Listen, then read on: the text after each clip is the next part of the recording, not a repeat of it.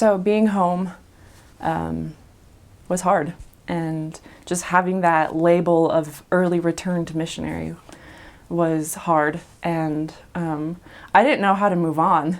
I didn't know how to, even though I had only been out for 4 months, I wasn't like, I don't know. I just didn't know how to keep going, because one, I didn't know if I was going to go back and finish, and I didn't know what was next, because it was so out of the blue and so sudden that I just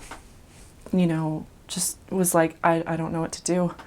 And so I spent a lot of time just sitting and thinking, which is dangerous sometimes. And I thought about all the times I had struggled on the mission, and I just kind of started going through everything and just everywhere I went wrong. And, I thought of all the times that I had been on the phone with my mission president saying, I can't do this. I can't keep going, and I can't go home. And all the time that I had spent kind of not complaining, but just kind of venting to my mission president or to my companion. And I thought about the burden that I thought I was, and all the, everything, just thinking about all of it. I thought about all the times I had made my mission president frustrated, and how, I was embarrassed, and I felt so bad because I just wanted to make him proud, and I just wanted to be a good missionary, and I just wanted to work hard, and I wanted him to look at me and be happy because I was trying, and I just felt like I thought of all the times that he just was frustrated with me, because I feel like when I would get in those moments, I would just be like, somebody please help me, I don't know what's going on in my head, I don't know how to function, I don't know how to keep going, someone please help, and and I think my mission president tried really hard and to help me, and but I needed professional help, I guess. And it was just those first couple of days being home, just thinking about thinking I had done this, I had brought this upon myself, and that if I had just gotten it together, I could have stayed and I could have finished. And I just was embarrassed by everything that I had done that had gotten me sent home. I thought my mission president probably looked at me like a failure, like one of his missionaries that couldn't do it, and that I felt like I had wasted his time. And it was hard because I loved him, and I still do, and he changed my life, and and I felt like I had been a huge, huge disappointment, and there were times where I was like, Heavenly Father, why did you even send me out there? Why did you even subject me to this? Everything would have been fine if I had just not gone out, and but those 4 months in Ohio changed my life. And so, just those first couple of days were really, really, really hard, with kind of replaying everything and just going through everywhere that I had gone wrong, and just beating myself up for doing those things. And just, I was so embarrassed, and and I started meeting with a counselor, and got on new medication, and just tried my best to kind of function again and move forward. And I moved back into an old apartment with some of my old roommates, which was a good thing. Met with my bishop, and my bishop was like, you should move forward with your life as though you're not going back. And that was so hard for me to hear, because I feel like when the plane landed in Salt Lake, I was determined to do whatever it took to go back to Cincinnati and finish. And I had told my mission president, like, I'm going to be back. I'm going to come back and I'm going to finish. I'm going to figure this out, because my heart was really in the right place. I wanted to do it so badly, and I knew that God wanted me to do it, just based on the experience of him telling me. And so I, I started meeting with a counselor, trying to figure out, okay, what do I have to do to get back? And I remember I called the missionary department one day and was just kind of like, okay, what do I have to do, to go back and finish? And the lady on the phone, she's like, okay, well, let me pull up your file and blah, blah, blah. And so she pulls it up and she says, oh, there's a note here. It says not encouraged to return.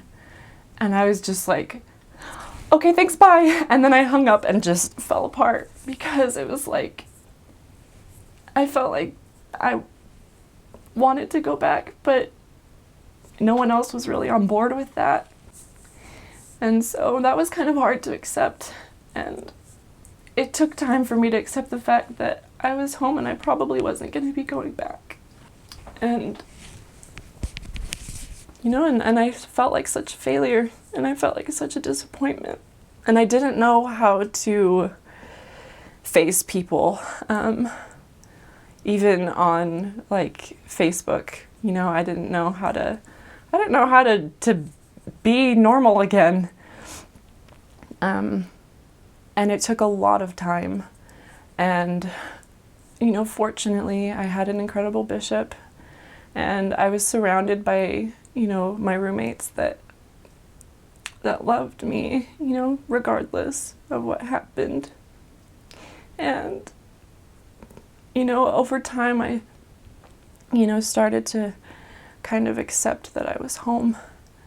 And I can't tell you how many hours I spent in the temple just sobbing and saying, Heavenly Father, I didn't want this to happen. I didn't want to have to get sent home. All I ever wanted to do was, fulfill my purpose as a missionary and to do your will. And it took a long time for me to finally accept that I was home and that I was going to be home for good. But I knew, I was like, if I ever get the opportunity to go back and finish, I'll take it in a heartbeat. And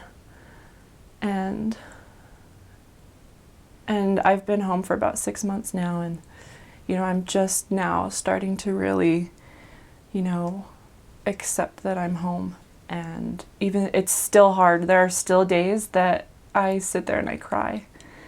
I flip through the pictures, and every Monday I email all my friends back there, and I wish I could be there with them. And I, just this past week, one of my companions was telling me about, an experience that she had and a conversation that she had with our mission president, and I was just like, I wish I could have that again. I wish I could be back there and be with my mission president and his wife again, because they were the best thing that happened to me. And the thing is, as hard as it was, as hard as being a missionary was, and as hard as it was to have that battle going on in my head all the time, serving a mission was the best thing I ever did. And it was hard, but it was worth it, and it changed my eternity. And I've never felt more loved in my whole life than I did in those 4 months. And I missed feeling that. I came home to kind of a messy family situation, and I missed feeling that love and feeling the Spirit all the time. And so I tried to do my best, those first couple of weeks of just kind of sticking to the missionary schedule, for the most part, and, just reading my scriptures constantly, and praying constantly, and trying to stay close to the Spirit. And it was hard, and but I think, I don't think the Lord was mad at me for having to come home. I think he was proud of me for trying and for answering the call to serve. And I feel like, based on the things that I learned in those 4 months and the experiences that I had in those 4 months, I think God knew that I needed those 4 months. You know, even though it wasn't 18, even though I wanted 18, I think God, you know, thought 4 months was enough, maybe. But I mean, it's still hard. You know, like I said, I've been home for 6 months, and it's still hard.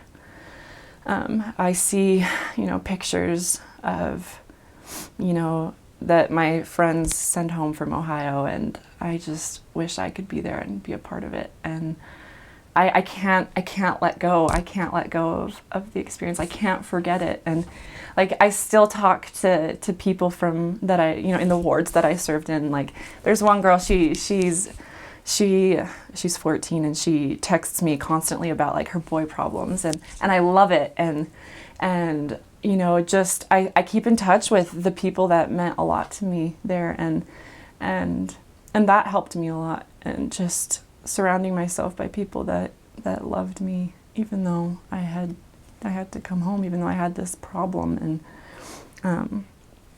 And you know, I remember my mission president told me, he said, "Sister Grunwald, you're an incredible missionary. You just have a mental health issue." And I would like tell myself that constantly, like, I was a good missionary. I just had a mental health issue. But you know, there were still times it was hard, and there were still times I would just lay on the bathroom floor sobbing. And but I knew that the Lord accepted my offering, and that, you know, somehow I knew, you know, even though my brain didn't really know, I think my heart knew that everything was going to be okay, and that everything was working out according to the Lord's plan. But my brain was just not working with me. So